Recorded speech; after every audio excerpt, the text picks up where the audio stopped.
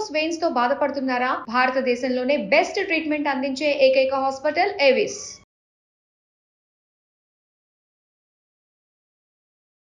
నమస్తే రమగారు. నమస్తే జయ. రమగారు, సమ్మర్ వేసవి కాలంలో తినవలసిన ఆహార పదార్థాలు ఏమిటి? అంటే ఎలాంటి ఫుడ్ తీసుకోవాలి? మనము సీజన్ బట్టి మార్చుకోవాల్సిన పరిస్థితి కదా రమగారు. అవును కదా, కాబట్టి మనం వేసవిలో ఎలాంటి ఫుడ్ తీసుకుంటే బాగుంటుంది? బేసిక్ అన్నం అన్ని సీజన్స్లోనూ ఒకటే, వేడివేడి అన్నమా చల్లన్నమా అనేది తేడా. పొగలు సెగలు కక్కే ఆహార పదార్థాలు పెద్దగా తీసుకోవద్దు. Oil foods no fries, no deep fries, బజ్జీలు పునుకులు అలాంటివి వద్దు. ఉప్మాలు రవ కేసర్లు వద్దు. ఉప్మా అసలు వద్దు ఎండాకాలం, ఆయిల్ ఎక్కువ. అవును కదా, దోశలు తగ్గించుకోండి, హాయిగా ఇడ్లీ తినండి, మినపకుడుని తినండి, ఆయికుడు అంటాం కదా, ఆవిరి కుడువులు అలాంటివి తినచ్చు. గారెలు పూరీలు వడలు ఇవి తగ్గించండి. సాయంకాలం పూట పునుకులు వ్యవహారాలు కాకుండా చక్కగా ఫ్రెష్ తాటి ముంజలు అలాంటివి తినాలి. కొబ్బరి నీళ్ళు తీసుకోవాలి, కొబ్బరి తినచ్చు.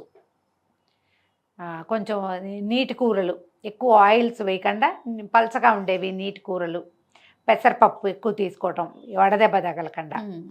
బియ్యపు రవ్వ జావలు పెసరపప్పుతో చేసుకునేవి, పలచగా కిచిడి లాంటివి చేసుకుంటాము. ఇవన్నీ వేడివేడిగా తినాలన్నది ఏం లేదు. కొంచెం చల్లబడిన ఆహారం తింటే ఒంటికి హాయిగా ఉంటుంది. ఇంకా కొంచెం సెగలు పొగలు కక్కుతున్నది తిన్నామనుకో, ఇంకా కొంచెం చెమట పోసి నిస్త్రాణ వస్తుంది, తిన్నది ఓపిక ఉండదు, నీరసం వస్తుంది. ఇక ఎట్లాగూ ఎండాకాలం కాబట్టి మామిడికాయతోటి చేసేటువంటి రకరకాల పదార్థాలు, మామిడికాయలు ఎక్కువ. అవును, చక్కగా మల్లెపూలు అవి పెట్టుకుంటూ ఉంటాం. ఆహారాల్లో భాగంగా పువ్వుల వాసన వస్తుంటే సంతోషంగా ఉంటుంది కదా.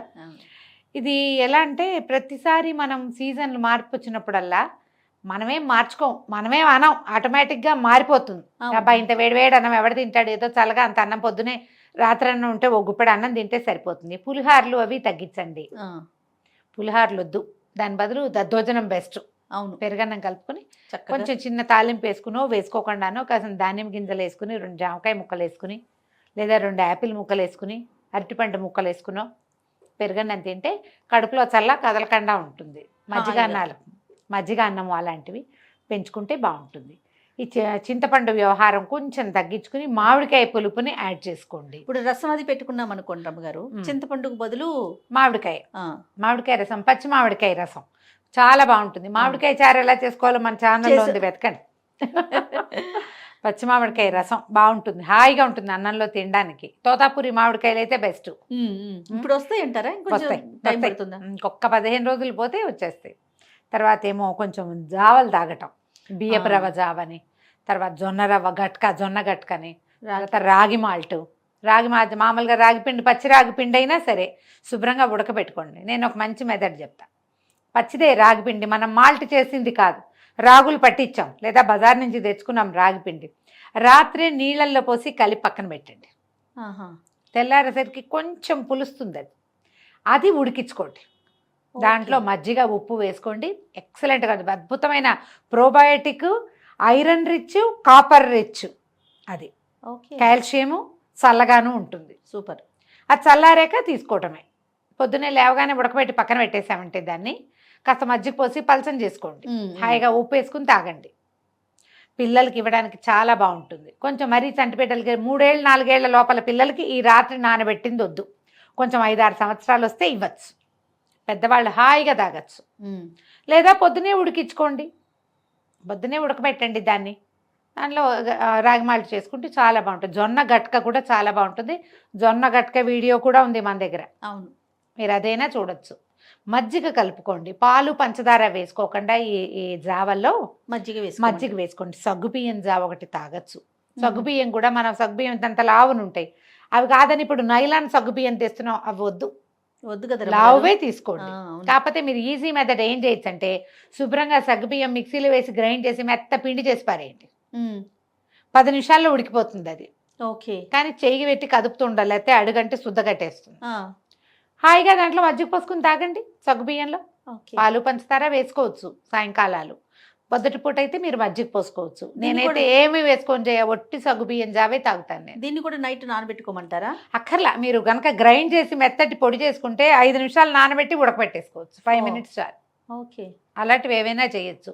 ఇప్పుడు చేసుకోగలిగేవి ఏమిటంటే సొరకాయ హల్వాలు అలాంటివి నెయ్యి తక్కువగా వేసుకుని క్యారెట్ హల్వా, సొరకాయ హల్వా అలాంటివి తినచ్చు. రవ కేసరి అంటే మళ్ళీ బోళ్ళంత నెయ్యి నెయ్యి వేస్తే కానీ రాదు యువతలకి. కీరా లాంటివి తినండి. పచ్చి ఉల్లిపాయ ఒకటి తినచ్చు. ఎండాకాలం బయటికి వెళ్ళేటప్పుడు పొద్దున కాస్త మజ్జిగ అన్నం తిని వెళ్ళండి. అన్నం తినకుండా బయటికి వెళ్ళొద్దు, తినకుండా వెళ్ళొద్దు. మంచి నీళ్ళు తప్పకుండా క్యారీ చేయండి. ఓ గొడుగు అవి క్యారీ చేయండి. తలకు ఒక టోపీ పెట్టుకోవటం, గాగుల్స్ పెట్టుకోవటము అలాంటివి ఉంచుకోండి. పిల్లలకు కూడా అవి వేస్తే అవును. మనం ఎక్కడికైనా వెళ్ళేటప్పుడు శుభ్రంగా ఒక బాక్స్లో అంత పెరుగన్నం కలిపేసి పెట్టుకెళ్తే ఎక్కడైనా అవసరపడితే పిల్లలకు అరటిపండు, మామిడి పండు మొక్క నలిచి పెట్టేసి ఇచ్చు చక్కగా. అవును. ఎండలో ఇబ్బంది లేకుండా ఉంటుంది. ఆహారం క్యారీ చేయకుండా కానీ తినకుండా కానీ వెళ్ళాము. ప్రయాణాలు చేయొద్దు. చాలా ముఖ్యమైనది అదే. అవును.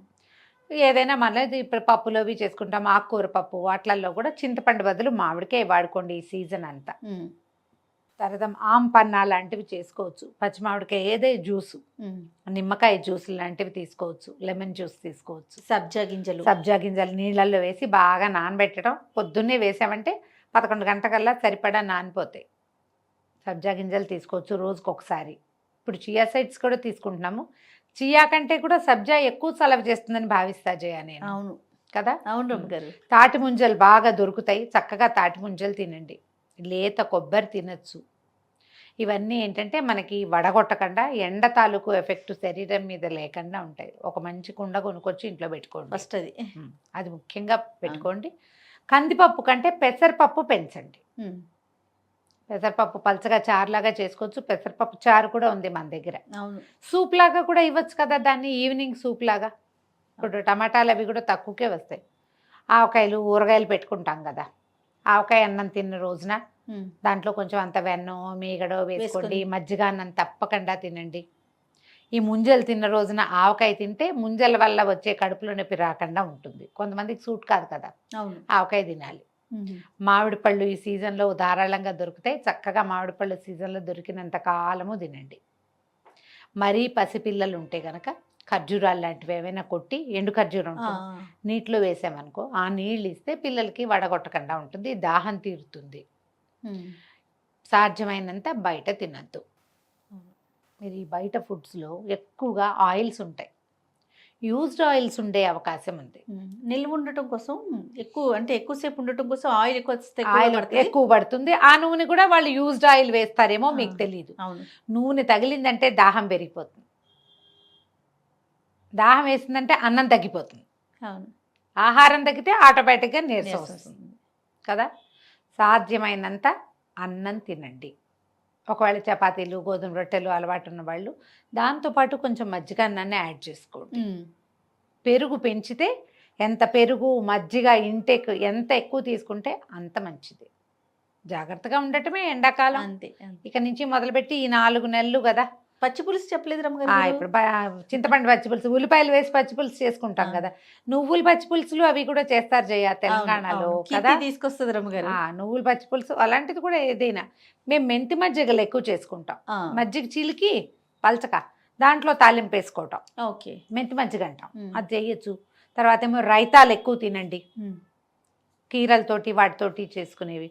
పచ్చి పులుసు చేసుకుంటే ప్రాణం హాయిగా ఉంటుంది. అవును. మేము వంకాయ పచ్చి పులుసు కూడా చేస్తాం. వంకాయ కాల్చి దాన్ని పిసికేసి అందులో చింతపండు గుజ్జు వేసుకోవటం, బాగా ఎన్ని పచ్చిమిరపకాయలు వేసి కొంచెం బెల్లం వేసి తాలింపు పెట్టుకుంటాం. ఓకే. ఏ రకమైన పచ్చి పులుసులైనా తీసుకోండి, అవన్నీ కూడా మీకు చలవ చేస్తాయి. ఈ పచ్చి పులుసులో 2 అరటిపళ్ళు వేస్తే చక్కగా గుజ్జు వస్తుంది బాగా. ఉప్పు కారం బాగా పడతాయి కదా. అరటిపండు తీపేం తెలీదు. అవునా. చింతపండు అరటిపండు అదే కాంబినేషన్. ఇక మీకు దసరా మన ఉగాది పండగ వచ్చిందంటే ఇక చల్లటి పదార్థాల్లోకి షిఫ్ట్ అయిపోండి అంతే. కానీ ఇది ఫ్రిడ్జ్లో ఉండే పదార్థాలుగా మాత్రం భావించకండి. చల్లగా అంటే రూమ్ టెంపరేచర్లో ఉండేలాగా అతి చల్లటి పదార్థాలు తీసుకోకండి. జాగ్రత్తగా ఉండటమే. ఈ 4 నెలలు జాగ్రత్త పడ్డా అంటే మళ్ళీ వర్షాలు వచ్చేస్తాయి. రైట్ రమ్మ గారు. నమస్తే. నమస్తే జయ.